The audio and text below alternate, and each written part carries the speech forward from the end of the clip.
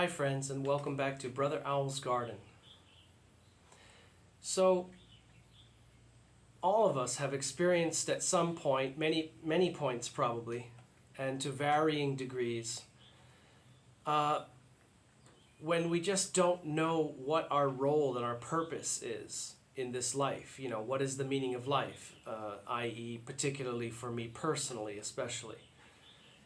We often find ourselves second-guessing and wondering and doubting if we're on the right track and if we're doing the right thing, and is this all there is, that kind of thing.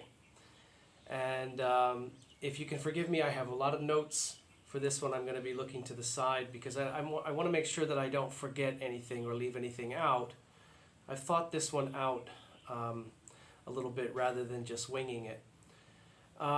So let's call, finding your divinely intended role in humanity in this incarnation. Okay, that's a fancy way of saying, how do I discern my bliss? How do I find my place? Well, naturally, you have to find yourself first. That's key. You must come to know yourself. And although some may have a different view, my understanding, I agree with the Sufis, you really can only come to see and understand yourself through the eyes of the divine, not through your own perception. Kind of an Alan Watts type comment, teeth cannot bite themselves, feet cannot step on themselves, and eyes cannot see themselves. So in that sense, we must, in order to see and understand ourselves clearly, we must do so through the eyes of the divine. And therein is that communion that I always talk about. Okay? So to know your place, your role, to discern your bliss, you really must know yourself. Now, and of course, I'm not telling anyone what to do. I'm just offering the gems that I've picked up along my path, and I am spreading them before you that they may be helpful to you in some way for you on your path. There's different levels. Some people are perfectly contented to have a pastime or a hobby or some kind of an endeavor that they enjoy so much that they're fine with that. And for that to be fine for someone is fine. Something like that would be, for example, if you forget the world, if you lose track of time, and if you forget yourself while you are doing it, then you are on to something for sure. You're on the right track, okay? It can bring you pleasure and some sense of satisfaction and purpose, maybe even contentment, which is very underrated, by the way. But if you are doing it for yourself, I think you will soon enough meet its limits, both in degree and duration of those benefits. Now again, for some people that's fine. And I'm not even deriding that at all, because I think that to be a simpler person is a gift. And how often do I wish, and maybe others, that you could just shut off your mind. Just turn it off. So that's one level. Maybe you have a woodworking hobby, maybe you do watercolors, maybe you're learning the didgeridoo. It doesn't matter what it is. If you lose track of time and you forget the world and you lose yourself in it and you enjoy it, which also means you're probably pretty good at it, because enjoying something and being good at something feed each other, then you're definitely on the right track. But for those who would like to go a step deeper, or should I say a step higher, there is a second level, and I will just sum that up by using the Japanese word ikigai. It's a Japanese word which is spelled I-K-I-G-A-I, ikigai. Ikigai can be defined and understood as what you love doing, that you are good at, which the world actually needs, that you can be adequately compensated to do. So maybe the first level was just contentment, satisfaction, pleasure, and losing yourself. It is its own reward. Ikigai has an intention for your role in society. So it's a second level, okay? And you must be able to, it's something you love, that you're good at, that people need from you, that you are adequately paid for, okay? Compensated. So this blends profession and vocation and passion and mission all together. And that little area of intersect or overlap, where they all overlap together, what you're good at, what you love doing, that the world actually needs, that you can be adequately compensated to do, which covers your profession or vocation, your passion, and your mission in life, that little sweet spot where they all intersect, there is your Ikigai. Sounds simple. It is simple. But I won't tell you it's easy. But if you find it, bingo. You won the lottery in finding where to unleash the watershed of your energy into for your life, okay? That is your Ikigai. So that's the second level. And then there's a third, perhaps highest level. And most people will be content with the first or remain at the first. A large number will also go to the second, the Ikigai, and even fewer will find or perhaps even seek out this third level. And this is one where you not only give over yourself to something, but you give up yourself. And what I mean by that is this concept of what we tend to consider is me and mine and I and need and want more and all that kind of stuff. So we're talking about ego there. You give yourself to something far greater than you. But please don't misunderstand that this is a loss or a capitulation or a scuttling of you or a forfeiture. It's actually the exact opposite. I can remember it was in Autobiography of a Yogi, there was an area in one of the chapters. I want to get the name right. Forgive me for this, please. Okay. Anyway, gang. It's my Don Rickles. There was a guru who was approached, who said, somebody asked him, how, was it hard giving up the world for the life of an ascetic, this austere life of a complete spiritual devotee, and an ascetic? Was it difficult giving up the world for that? And he laughed and said, "You've got it backwards. I gave up the world to get something infinitely better in exchange. Don't view my choice in life as if I am being denied. I am more alive, and I have more of life than anybody that is scurrying about in the world chasing this, that, and the other." So we tend to see things from a skewed view, a worldly view, and it's not usually the case. So there is a higher level, and Rabindranath Tagore said, "I slept and dreamt that life was joy. I awoke and saw that life was service. I acted, and behold, service was joy." Friends, there it is. There it is. service to others, serving others in your special, unique, personally gifted way is the key to bliss. Where the world will tell you, you get yours, you go out and get your slice of the pie. I want mine. I want what's coming to me. Slay queen and all this kind of ego-boosting, pride-boosting, materialism and consumption-boosting,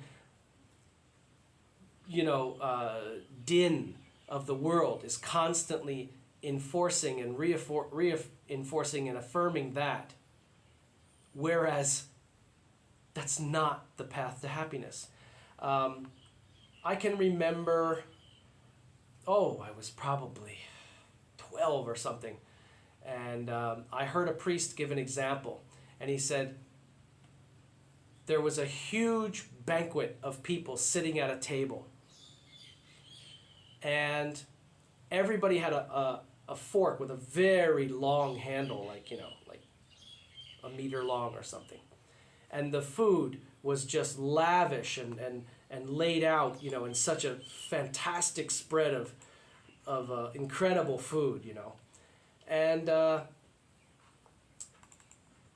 everyone was there at the banquet, and they wanted to eat. And he said, hell was when everyone was trying to serve themselves, and heaven was when everyone served the person across from them. Remember the long, long handle? So if the focus is me, myself, and it's just not ultimately going to lead to a true, genuine, lasting bliss. It's not.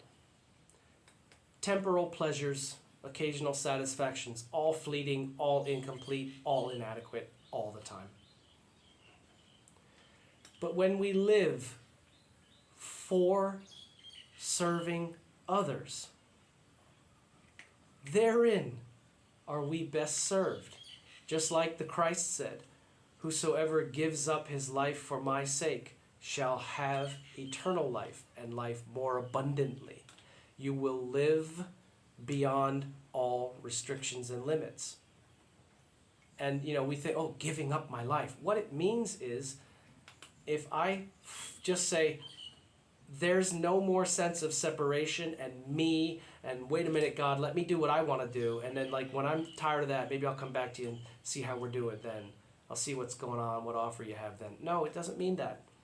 And we must remember, I remember the guru's name, Nagendranath Tagore Mahasaya. Nagendranath Tagore Mahasaya. I'm sorry that I couldn't remember his name immediately. I actually love him. He is the one that said, no, I have not given up and sacrificed this incredible world for a bleak life of austerity and asceticism and doing without. It is exactly the opposite. I've forfeited that tempting temporal illusion of ever unsatisfying, traits and everything for life more abundantly within. And that's the actual reality of where it is. And somebody might say, well, who am I? Who am I? Well, remember, in one hand, you're nothing. On the other hand, you're all. You're both. So remain humble as the all. And I like to quote Thomas Merton. In fact, there's a few quotes by Thomas Merton that came to me for this topic. He says, for me to be a saint, you think, who am I? How am I supposed to be a saint? There's no way. I have this bad habit. I have this dark past. I keep making this mistake. I've got this vice or addiction or whatever it is. Okay, but remember that every saint, every sinner has a future and every saint has a past, right? So he says, for me to be a saint means to be myself. Therefore, the problem of sanctity and salvation is in fact the problem of finding out who I am and of discovering my true self. Well, we started out the conversation with that. before you can find your true bliss, your true role and position and engagement in this life that you were born to be in that state. I'm not going to tell you that there's a secret plan that, God made a plan for you and hide and seek. Good luck. I hope you find it before you waste your life. I don't mean that. It's a certain state of being, and I'm offering you insights on the way that state can be achieved. Get out of your own way. Be willing to scuttle this whole concept of me, myself, I, who I think I am, keeping up appearances, keeping up with the Joneses, rat race, worrying about getting, having, more, newer, better, bigger, all this. Those are soul traps. There is temporal pleasure and satisfaction in some of them, but that's it. Nothing that lasts. So Thomas Merton is saying, I've come to realize, I've come full circle. For me to be a saint is to be the me that I was made to be, that I am, and nothing else. Not any sense of I need to become something other than I am, which is a huge chasmic belief to have that will cause endless grief. And he also goes on to say, finally, I am coming to the conclusion that my highest ambition is to be what I already am. To be what I already am.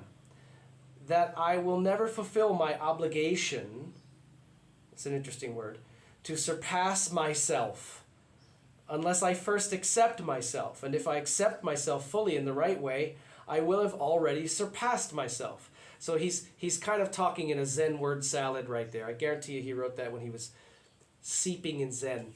But what he's basically saying is, when all of this flurry of believing I need to be other and different and better and become and all of this stuff that is not who I already am. That's the soul trap. That's the distraction. That's the lie. That's the hamster wheel that will drain you and never give you true and lasting bliss, peace, and fulfillment. Never. Because after all, you'll never be good enough anyway. If you have that kind of a belief, you'll never believe you're good enough anyway. So let's look at verse 7 of the Tao Te Ching. The Tao of Heaven is eternal, and the earth abides. What is the secret of their durability? In other words, endurance. It is because they do not live for themselves. Therefore, the sage puts herself last, but finds herself up ahead. She is detached from all things, but finds herself safe and secure. Because she remains selfless, her self is realized. In other words, if you can shed this whole mantle of frantic ego, accomplishing, I need to be, I have to get, I need to become, how can I make myself good? All this is just a trap set up by the ego intellect, and it's just a hamster wheel. It's an eternal chew toy for the ego intellect. All right?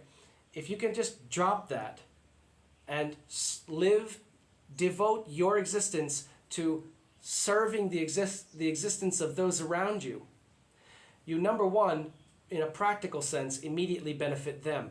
But little did you know that you are also serving your well-being with selflessness. It is not selfish.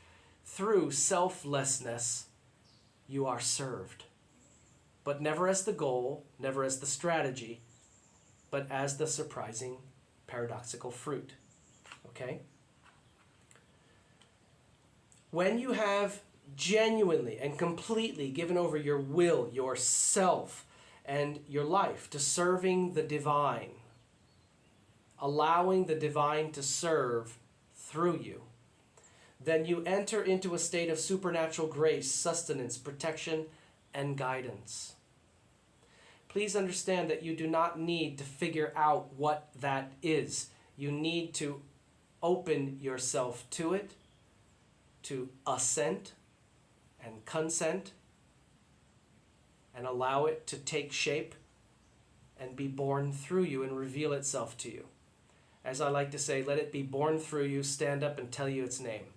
You don't need to figure it all out first. You're not likely to anyway, unless you're at a certain place in your path where you can intuit what you pretty much think it is. And then you should flow with that. And if it's not, you should go back to the flow stream. But remember, Mariam, the Blessed Mother of the Christ, the angel Gabriel came to her and said, "You are chosen as the vessel of the Savior of the world." And she said, "So be it done to me according to the will of God." In other words, she immediately assented, immediately cast aside any of her own machinations and will, and just said, "So be it done, I am aligned with that. My will is that will. The will that is mine is deferred to and thus aligned in willing harmony with the divine will. And through her was born the Christ." There's a lot of metaphor there. Imagine if the Christ is the bliss of your role in life that you are discerning, your sweet spot of being. Assent to the divine to be worked through you, no matter what that is. You don't have to define what it is. You're not burdened with worrying about what it is. Your role is to assent. Allow of your free will, the divine will, to work through you. This will lead you to your bliss. Another quote from Thomas Merton: "Our job is to love others without stopping to inquire whether or not they are worthy." We talked about worthiness in a previous conversation with my brother Bob. It's not to stop and inquire whether or not they are worthy. That is not our business. And in fact, it is nobody's business. What we are asked to do is love. And this love itself will render both ourselves and our neighbors worthy. In other words, become divine love. And then radiate that to all. Just as the sun shines on everyone and the rain falls on everyone. It's not divine love if we ration it or vet somebody for their worthiness of our love. That's not divine. That's very, very totally human. Almost a reptilian level of human, actually. "Oh, I love you so much. You're so easy to love because of how you are, how I agree with how you are, and how you make me feel when I'm with you." I don't agree with you. I don't like your energy. I'm not going to love you. We are commanded to love, not to like. We're not commanded. The Christ never said, "I command you like one another as I have liked you." Never was said, but love. Love is a state of being which is exuded out onto all. And if it is divine love, it is unconditional. It is impartial, immeasurable, eternal, and unstoppable. Become that. That's the whole point of our existence. But then apply that. There's your sweet spot. There's your discerned bliss. And as I've said in other of my episodes, remember that, well, here's how I'll say it. Whatever you're really good at, that you enjoy doing, that is useful to other people and helpful to them, such as the ikigai, basically, whatever that is in a way that can be applied to serving the collective, serving humanity, those are your gifts. Those are the things that you are really good at, that you love doing, that are useful to the world. Those are your gifts. There's a reason why you were given those gifts, and they are gifts, and you were given them. And here it is. We are gifted the gift of gifting the gifts we've been gifted. One more time. We are gifted the gift of gifting the gifts we've been gifted. It's all giving. And as St. Francis said, it is in giving that we receive. It's true. It's paradoxical to the pounding, incessant narrative of the world. But the world is upside down, inside out, and backwards. Eventually you'll come to see what I mean. But the thing about these gifts is they're not just gifts like, oh, that's great, I have this wonderful talent or proclivity or ability, whatever. No, they come with a duty, a responsibility to engage them for the good of all. And in this way, we are the conduit. Make me a channel of your peace. We are the conduit, the vessel, and the transceiver of divine love here and now. As the Christians say, we are a member of the body of Christ. Same concept, okay? And that is our highest possible service. And in offering of ourselves to others, we are sustained and blessed in kind as well. The more we freely and joyfully give, without hesitation, without attachments, without conditions, without thinking about second guessing, the more freely and joyfully we can give, the more we become entrusted to give, the more we are given to give, and the more we are thus ourselves upheld and sustained. This is not some kind of an enslaved servitude and draining of yourself, not at all. The opposite. In feeding others, you are fed. This is true selflessness, which opens the floodgates to the truest and purest joy. The Muslim Sufi mystic saint, Rabia al-Basri, said, I will not serve Allah like a laborer in expectation of my wages. He does not refuse sustenance to the one who speaks ill of him. How then could he refuse sustenance to the one whose soul is overflowing with love for him? Mother Teresa of Calcutta said, we can do no great things, only small things with great love. That should be relieving, by the way. Relieve yourself of that burden, that heavy yoke of thinking you have to go out and save the world and become a massive player in the world of charity or benevolence or good deeds or virtue.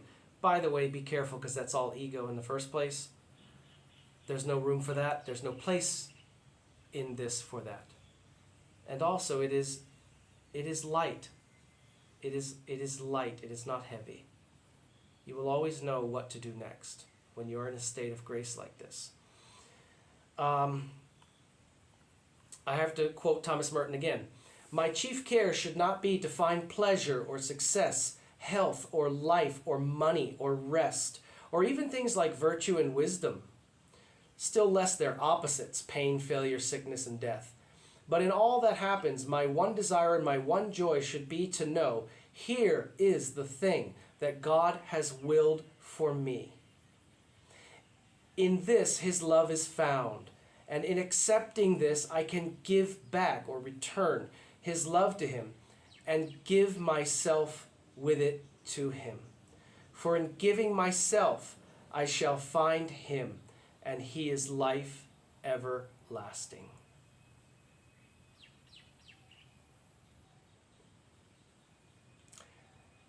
One more Merton quote. A man knows when he has found his vocation, when he stops thinking about how to live and begins to live. Mahatma Gandhi. The best way to lose yourself is to lose yourself in the service of others. So many people are running, scurrying here and there, to and fro, back and forth, up and down, chasing and running away from escapism with drugs and addictions of every kind, trying to escape themselves rather than facing themselves and giving themselves up as an offering, and also to release, I don't know, it's not going to make sense in words, but to release yourself from yourself by giving yourself away to self, capital S. hope that that makes sense, even though verbally it really doesn't. The simplest way to begin doing this might just be to be in all things and amidst all things, fully present and fully love. It's a good place to start. And may we come to the realization that Ramana Maharshi expressed. In this journey of discerning our bliss, I personally have found nothing higher than this expression as far as words go. Ramana Maharshi said, transforming yourself is a means of giving light to the whole world. Your own self-realization is the greatest service you can render the world. It appears to be contradictory, but in fact it is actually complementary. Just like how we abide in the divinity that abides in us. It's like that. The greatest thing above even this service, even this action of serving, even higher than that, is your own realization of self. Not yourself, capital S self, Godhead, supreme divinity in you. Let me read his quote one more time, and I will close with that. From Ramana Maharshi. Transforming yourself is a means of giving light to the whole world. Your own self-realization is the greatest service you can render the world.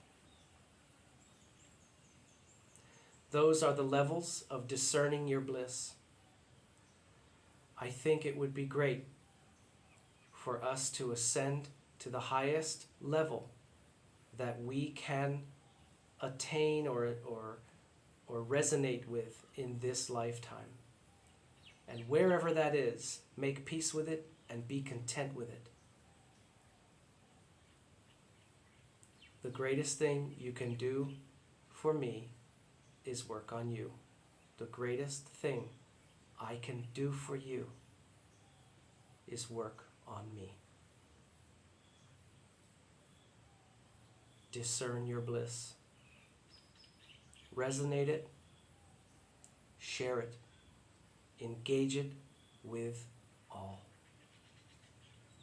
There's no better use of it once you find it.